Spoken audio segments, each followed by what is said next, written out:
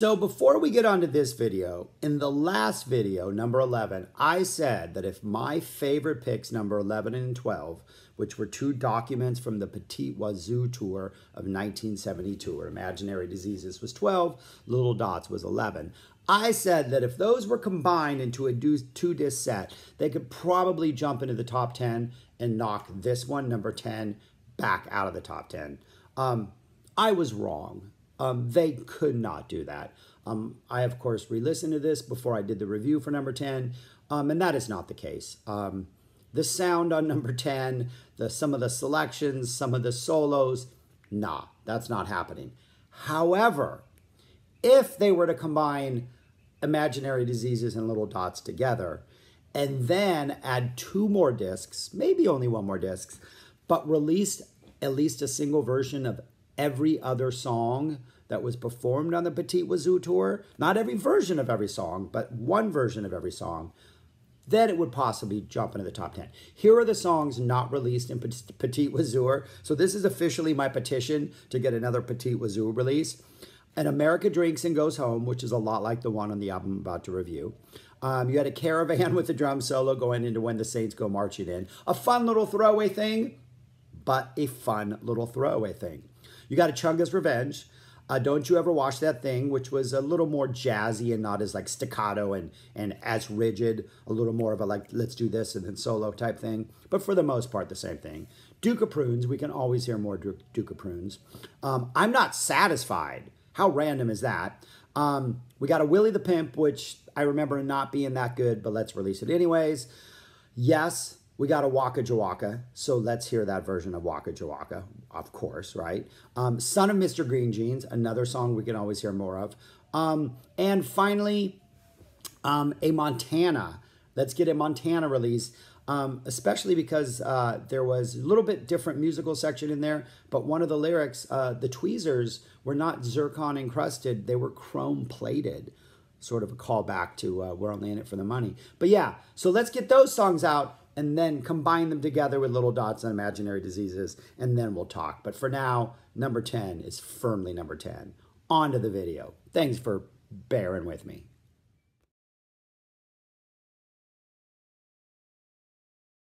Hello, my name is Shaggy, the Opinionated Hippie, currently ranked, thank you for watching, for one, but I'm currently ranking and reviewing every single Frank Zappa album ever. I'm on the post him passing in December of 1993 list.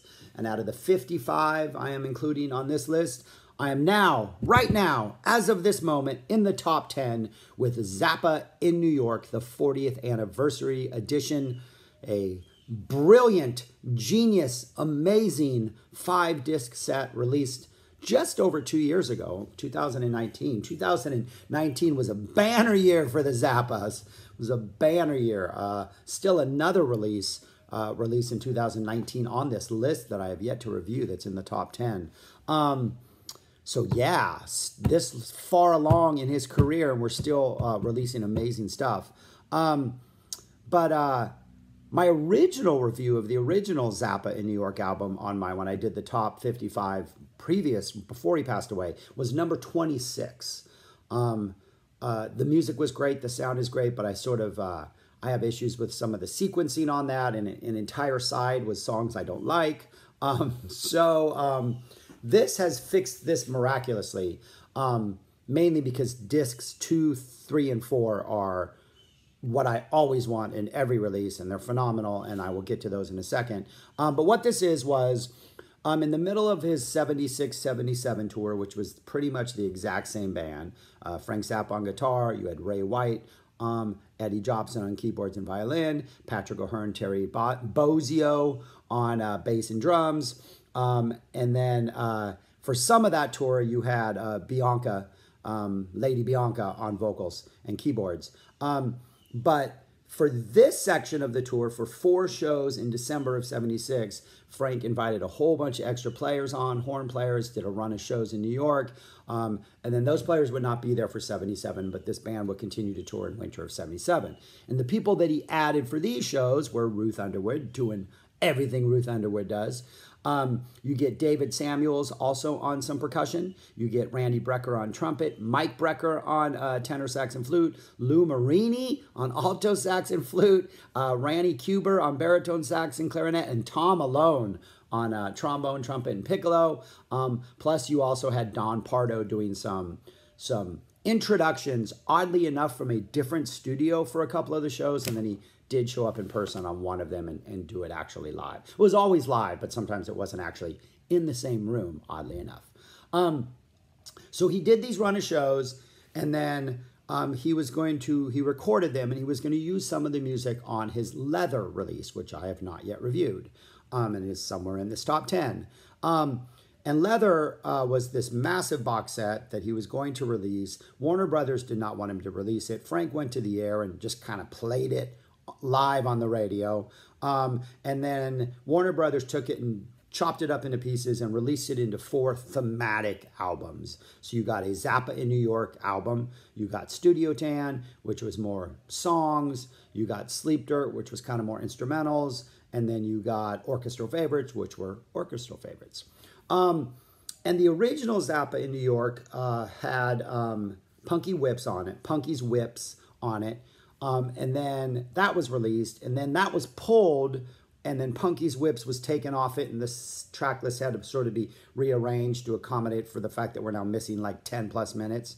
And then that then became the standard. Then Frank re-released it on CD in 91, put Punky's Whips back on it, added Torture Never Stops, I'm the Slime, Pound for a Brown, and A Cruisin' for Burgers. And then we eventually got this release much later, which duplicates some of that, but then also doesn't. So essentially, in order to have every version of this, you actually need the original 79 release, and then you would need the Zinni CD release, because the Torture on that and the I'm the Slime and the Pound are not the same as any of the ones on here. Some of the edits on the original are either longer or shorter than what is supposedly the original on here. So even though this really is the only Zinni you need, if you are a completist and you want to hear every version released, you actually have to get those other 2 things. But we're not going to get into that. We're just going to get into this because this is a phenomenal release. So 5 discs. The first disc is essentially the original album, though some of the edits are different. You get some shorter edits in some of the songs, some longer edits in some of the songs, but it's the same performances, i.e. the same versions that are on the original release. So the original release was Titties and Beer, I Promise Not to Come in Your Mouth, Big Leg Emma, Sofa, Minx Needs Women, the Black Page drum solo.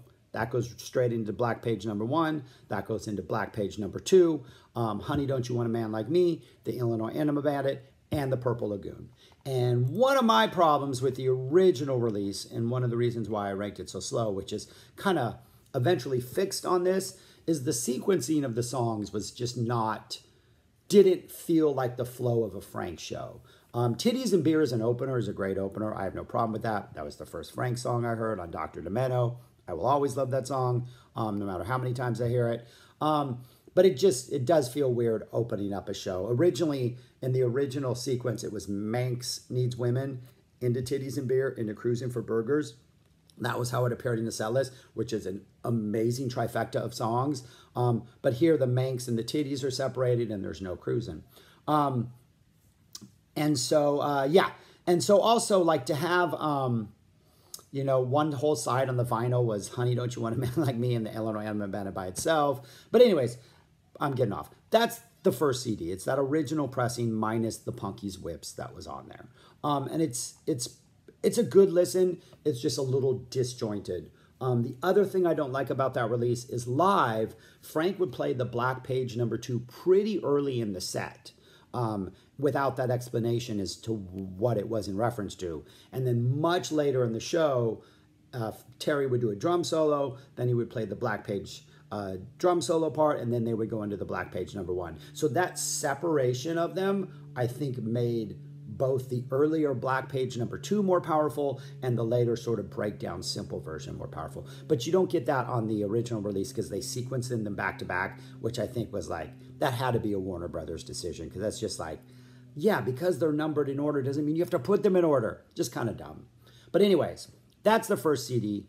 And I have to admit, I don't listen to that very much because 2, 3, and 4 are ridiculous. So 2, 3, and 4, over the course of those 3 discs, you get every single song played over the course of the 4 nights. Not every single version, but you at least get every single song. So there's no song out there that's like, oh, I wish I had heard this version. I wish I had heard this song. No, every song before them is somehow represented in at least one version.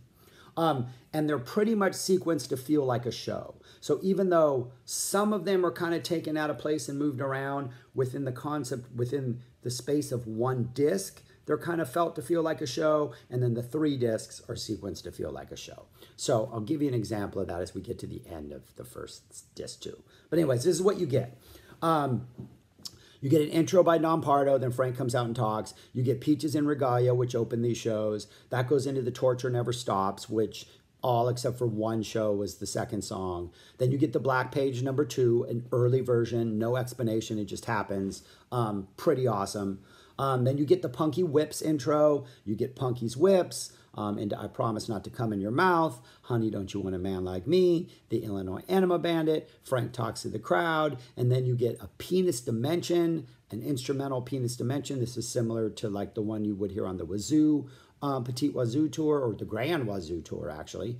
And then you get a Montana to close out this disc number 2, and to generally close out each show. In the first 3 shows, Montana was a set ending song. On the 4th show, it came like 3rd or 4th. It was early in the set list.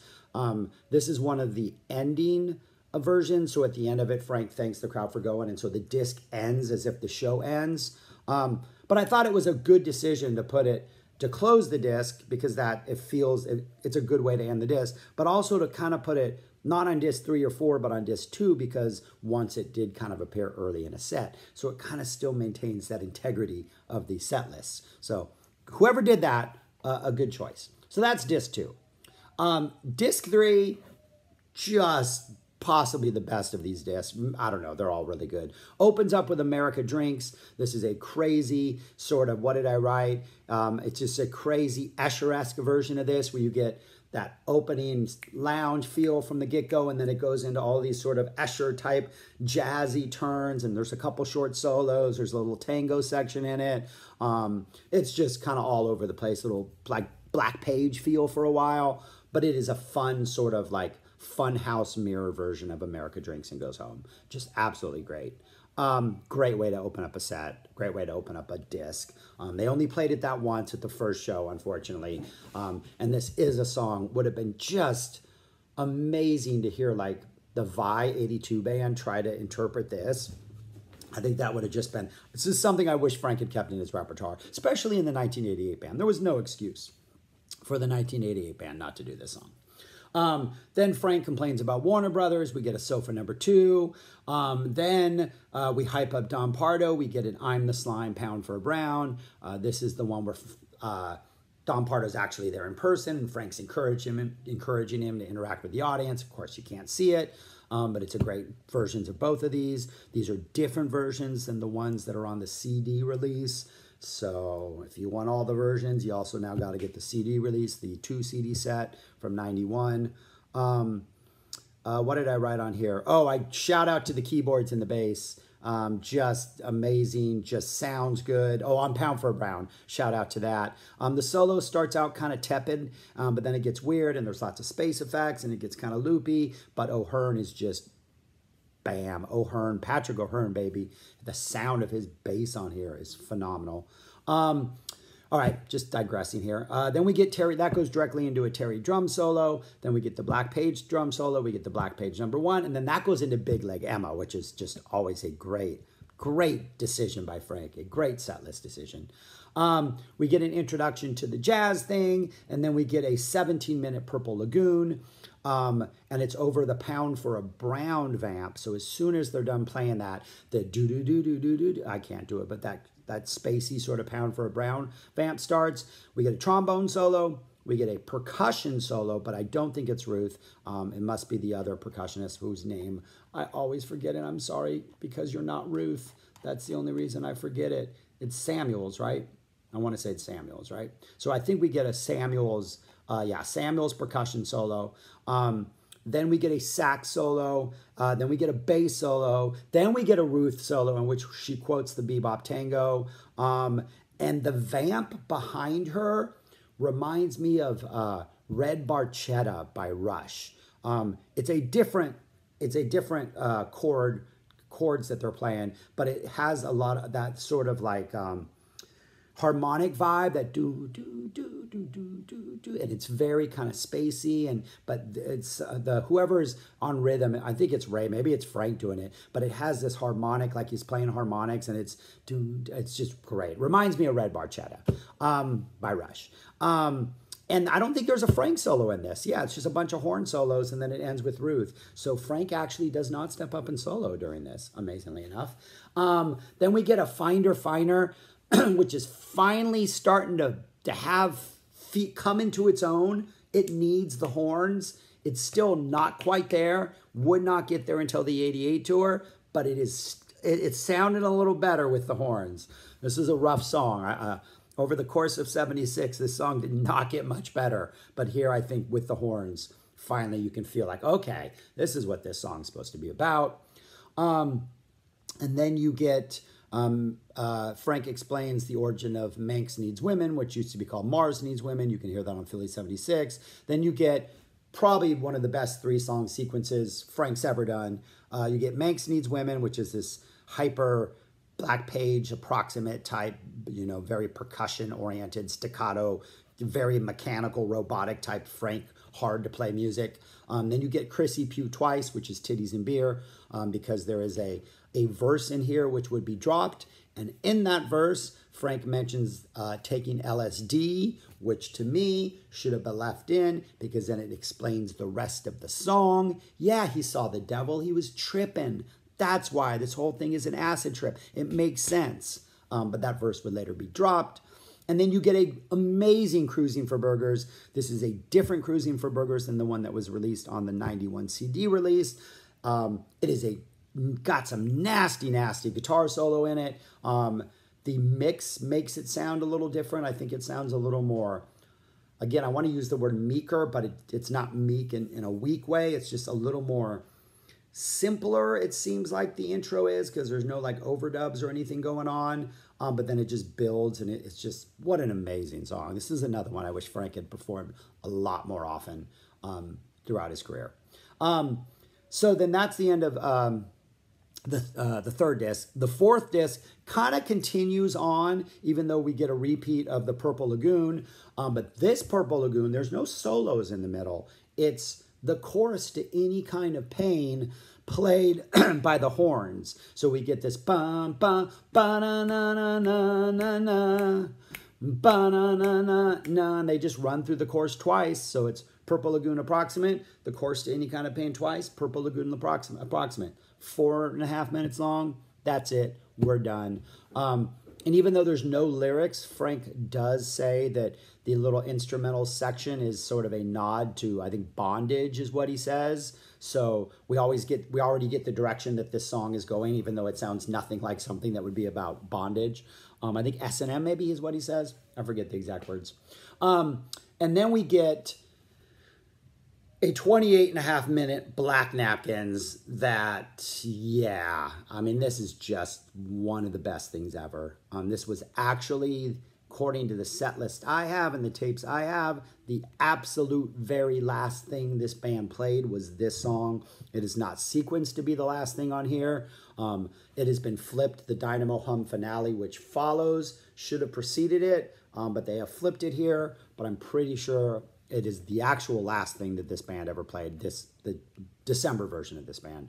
And this has a trumpet solo, a Jobson violin solo, a ridiculously good sax solo, and then Frank just goes for like almost 10 minutes. He starts off with this really simple direct to like the board, no effect type solo, and then he starts just biting in and just like ripping off these things and getting more aggressive, and then he just takes off. But this is another one of those where like the tones that Frank uses over the course of this thing are just amazing. A bunch of different little rhythmic sections in here that O'Hearn and Bosio use to kind of keep the landscape interesting over the course of the 28 minutes. But this is just there is not a dull moment in this 28 minutes. This is just genius. And that's followed by a dynamo hum, and then the finale, which has more horn playing, and Frank conducts the band. There's a little pound for a brown quote in there, and he doesn't conduct the band, he introduces the band, and so it's a nice way to end it. So disc 2, 3, and 4 just feel like a complete show. You have at least one version of every song that was played. It is just, if that had been the only thing on this, and disc 1 and 5 were not there, this would probably still be number 10. Like, that's how solid those 3 discs are. But then you get disc 5, which opens and closes with piano versions, the Black Page number 2 and the Black Page number 1 of just solo piano versions played by Tommy Mars on piano. So Tommy Mars does the Black Page number 2, Ruth Underwood does the Black Page number 1. So you get, even though Tommy Mars is not even in the band on this one, you get a version of the Black Page by him. To open this disc, you get a version of the Black Page by Ruth Underwood to close the disc. You get alternate versions, but of I Promise Not to Come in Your Mouth, Chrissy Puked Twice, and the Cruisin' for Burgers. This is the same Cruisin' for Burgers that would appear on the CD version. So that is taken care of, but you still don't have versions of The Torture Never Stops or I'm the Slime or Pound for Pound if you're a completist and want everything. And this is also the same version, a longer edit version of Chrissy Puked Twice, Titties and Beer, because this is the pickle version, Won't You Hold My Pickle. That's what this version is, but it's a longer cut of that. Then you get a 10-minute Black Napkins. This is the whole Black Napkins of the Black Napkins that was released on You Can't Do That on Stage Volume 6. That was just the horn solo, and then it went into an 84 guitar solo. This is the horn solo plus Frank's actual solo from this, so there's no edit. You get that complete version. Then you get an unused version of Punky's Whips. I think this is the same version that appeared on the original mix, but a different sort of master and mix, because that version was, I think, had bits and pieces from all 4 of the shows. This one has bits and pieces from all 4 of the shows. Obviously, you can't tell unless you do a tape show-by-show comparison, but I think this is that original mix, or pretty close to that original mix. And then it closes with that Black Page number 1 piano version. So yeah, there's a lot on here. I'm sure I missed some stuff I wanted to praise and talk about. Bosio O'Hearn, amazing. The horn sound, phenomenal. Just the overall sound of this band and the sound of this release, and yeah, man, it's amazing. But yeah, I highly recommend it. It's a little bit pricier than some of the other stuff that's been released, but I do think it's worth it.